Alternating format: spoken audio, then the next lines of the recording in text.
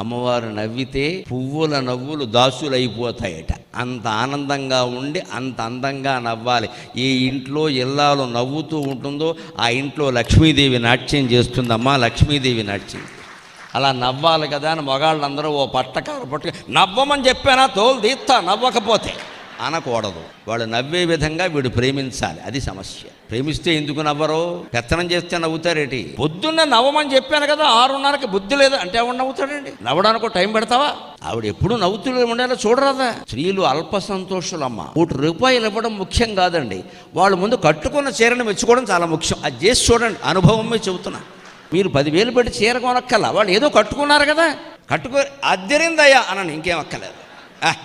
ఎంత నవ్వుతారో వెంటనే.